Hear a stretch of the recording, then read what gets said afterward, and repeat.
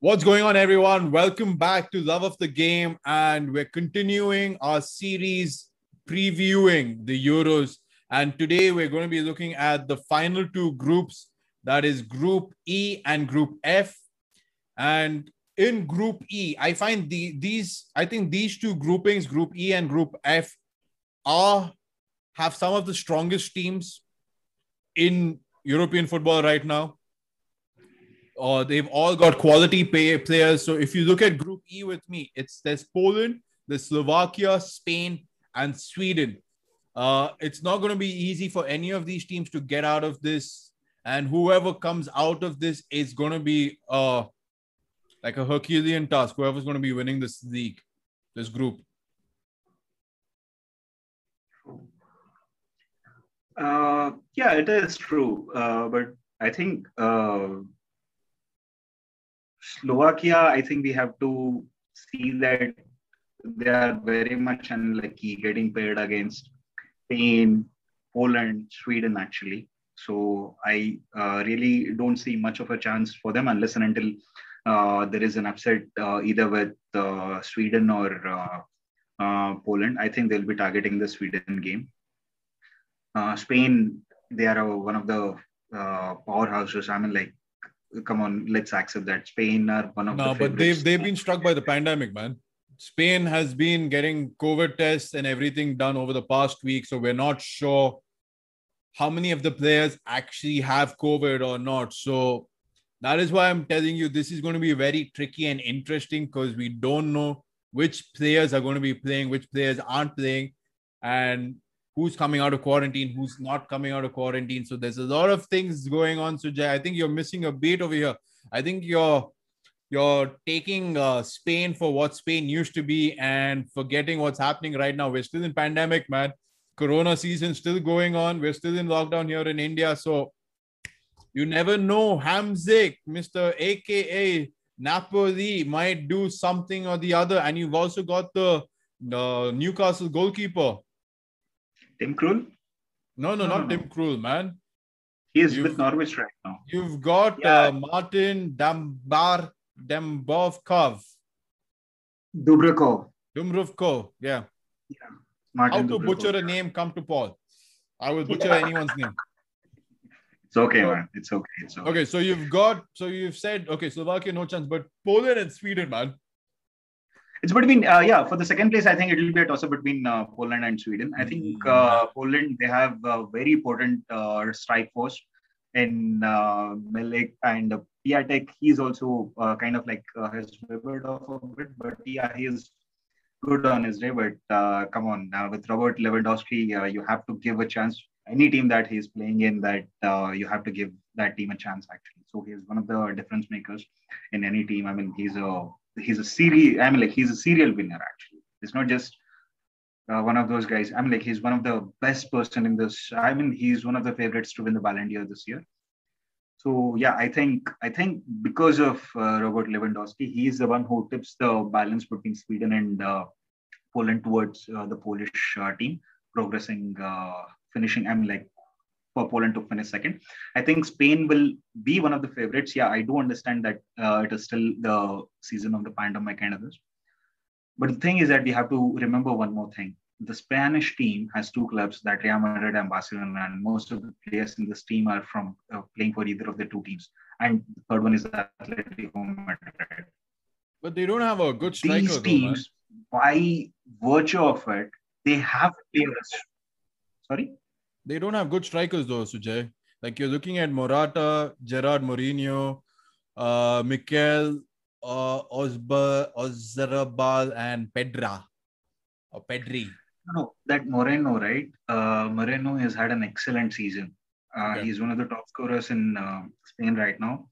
And look into their midfield, man. Look into Spanish. Oh, no, I think they have the best midfield.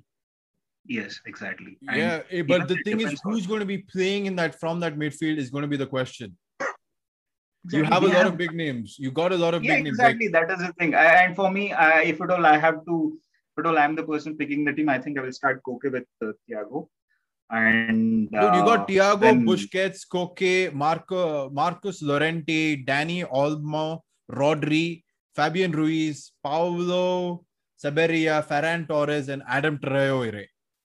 Like, you tell me, who are you going to drop out of that? Or are you going to play a 5-man midfield and have one on top? Yes. At the For me, it midfield. will be. Yeah, for me, the two. I mean, like I would for the Spanish team, right? I would like to go with 4-2-3-1.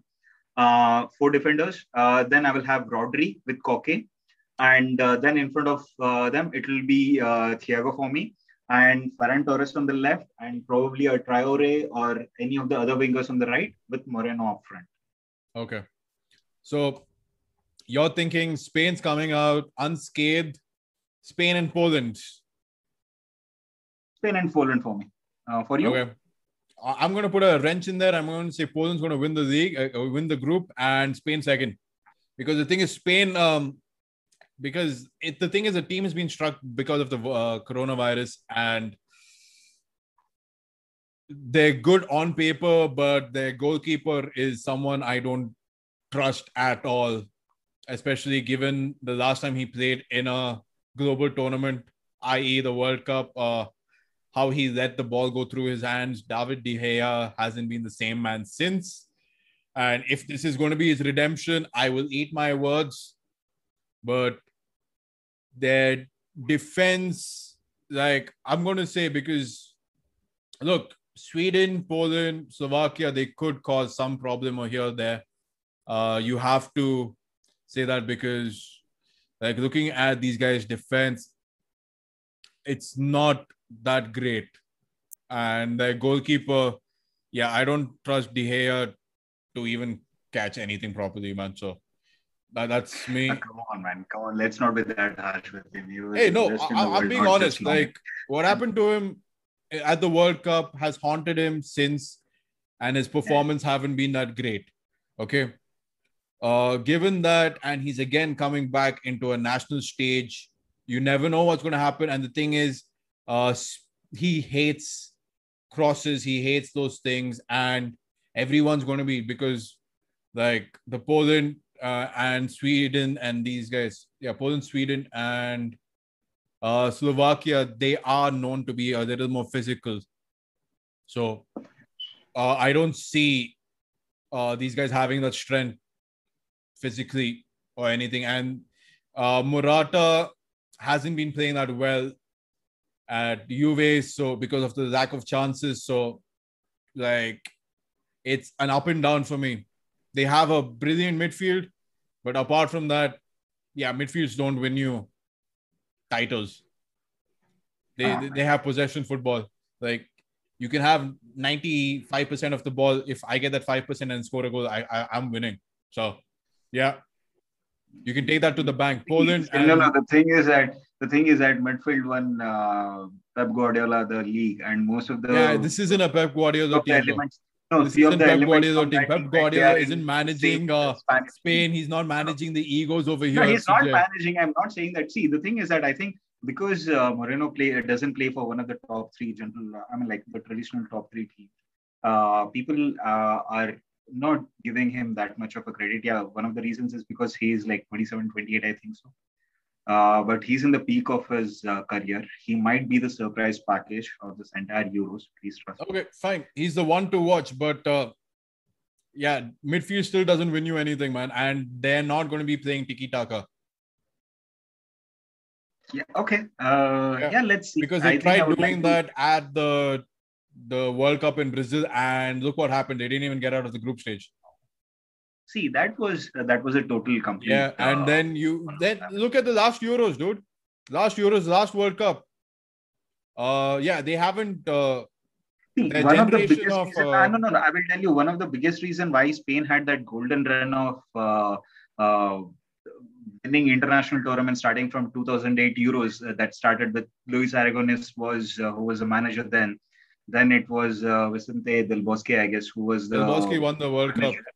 Yeah, he won the World Cup and then once again the Euros. It was it was a span of 4 years, okay, wherein they won everything.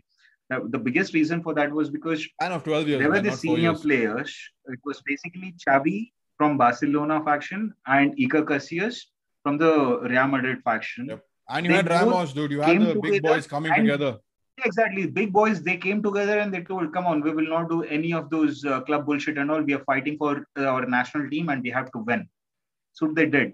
And right now in this team, right, one of the biggest reason why I'm giving them a bit of a benefit of the doubt, why I think that the Spanish team will do well is because traditionally Spanish teams have been, I mean, like overloaded with talents, but it was always this faction, right? The Catalonia, the Madrid, the Andalusian, I mean, like whatever the Basque, whatever the factions that they had. The same thing that we see with England and some of the other teams. This time, I don't find that element, okay, that politics of the region influencing the team. There is no, I mean, like someone who is a bad egg in this team as of now. Yeah.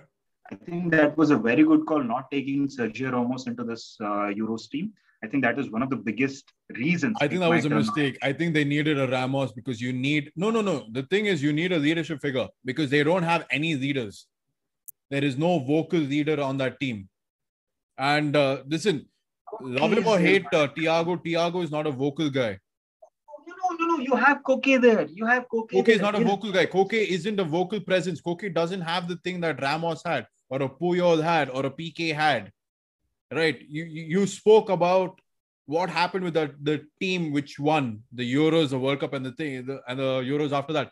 They had strong characters who put aside the thing of club. Exactly. Once Xavi went out of the team, it is the same characters. It was the same Gerard Piqué and Sergio Ramos who fought with one another. No, but even though they had the thing El Clasico in the Spanish national team, destroyed it. No, but they had at least a leadership figure. And let's see what happens. But I think Poland are going to win the group. And it's going to be a toss-up between Spain and, say... Sweden. Yeah, Spain and Sweden or Slovakia. I think it's going to be a toss-up for second place among the three teams. Are you giving Slovakia also a chance here? Yeah, I'm giving Slovakia also a chance. Oh, okay. That should be one of the upsetting results. Yeah, either Slovakia or Sweden. Like, it's going to be a three-horse race to finish second. Poland are going to win the league, win the group. Okay, I will keep you... hold me on this, dude. Hold me on this. This is going out there. And guys, if you haven't already, make sure to hit the subscribe button. We will take it to the brink. There is no holding back. This is a no holds barred. And now we shift to the group of death. Yes. The group of death. We have the World Cup winner. We have the previous Euro winner. We have a perennial, like, making it to the finals, making it to the last four. And we've got a team that is hungry for more.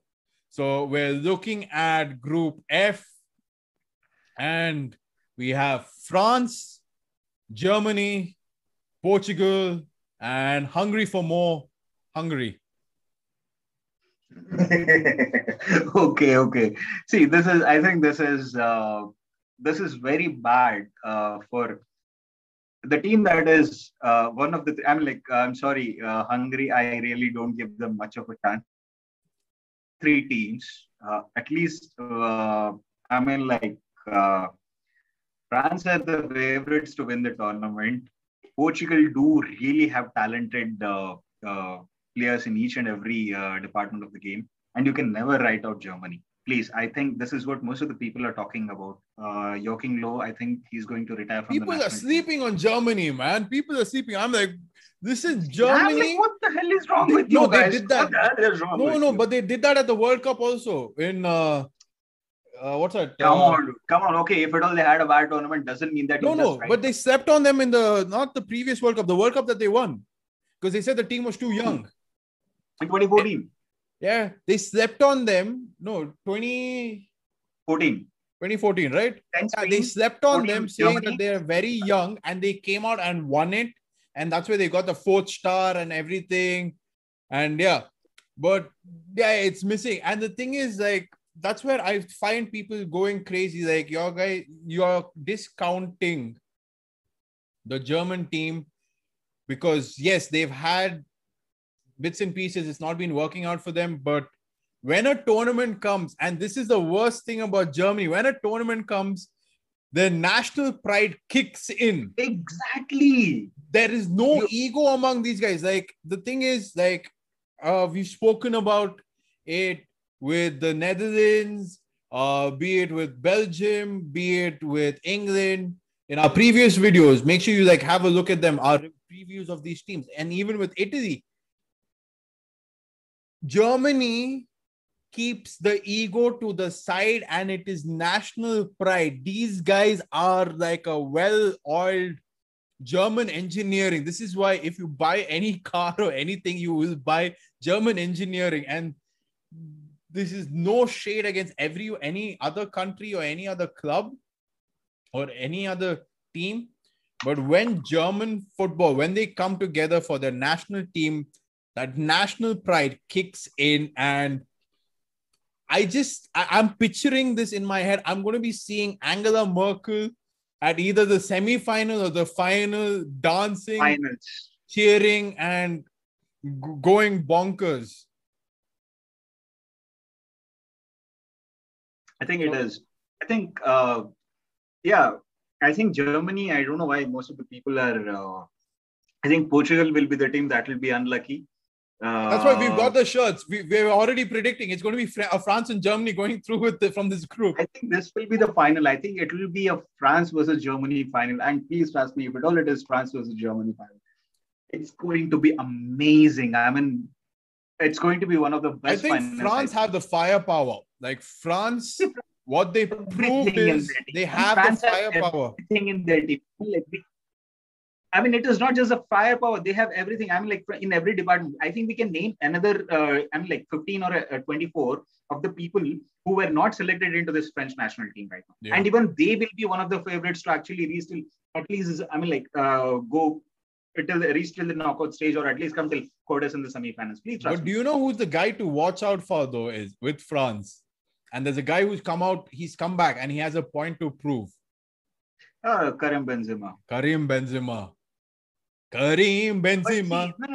I will say I recently read this. I mean, like this is one of the reasons why I think France might actually explode. Like it has happened in the past, not too long ago, wherein Patrick Evra he fought with I think it was Raymond Domenech, who was the manager coach, during the 2010 South African.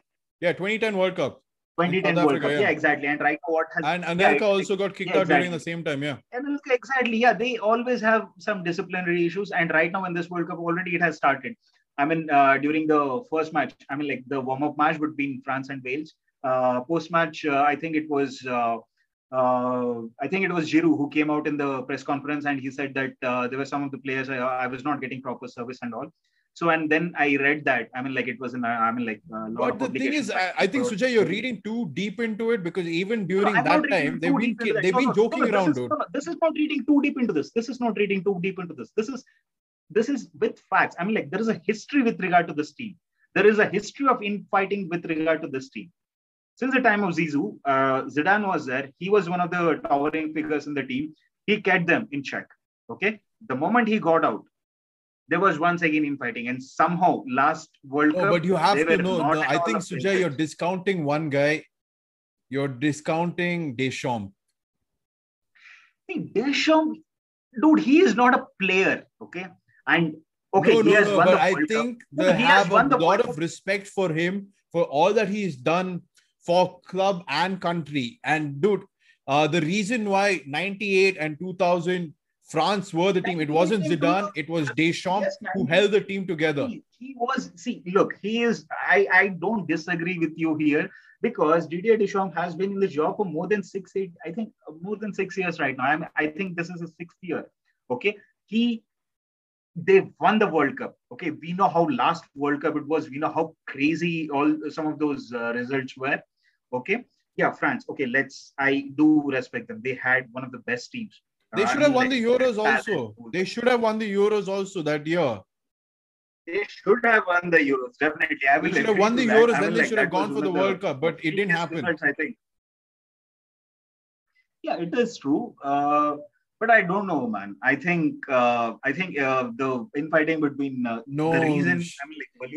I think we'll land up in a bigger fight than the French guys fighting. I think we'll land up in a bigger fight.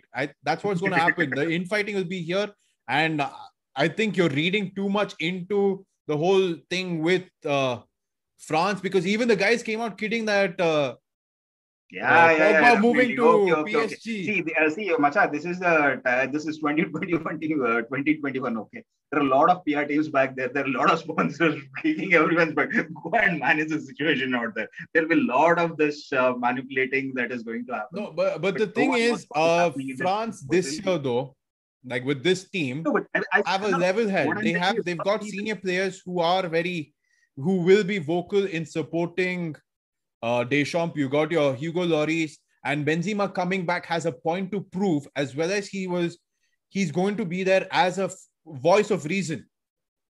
And then you have Conte, N'Golo Kante. Kante is also there, so you have a solid team which is going to. With Kante, he's a performer. He's not a leader, dude. See, Kante is one of the guys who's a performer. I think and then you have Coman, dude. Kingsley Coman. How can you forget this guy? That guy is like one anywhere he's gone. Like he's one guy who runs everywhere, man. The thing is, I think they are built and they could.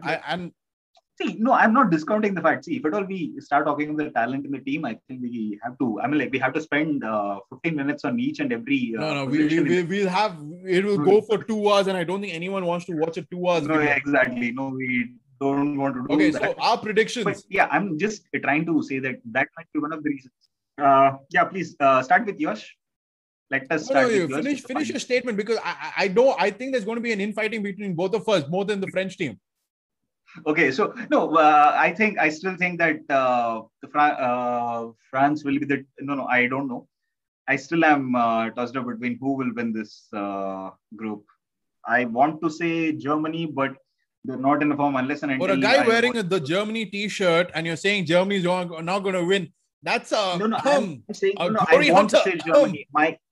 My heart says Germany. My glory mind, hunter. it's like no, France is strong. Okay, glory so I would go... hunter.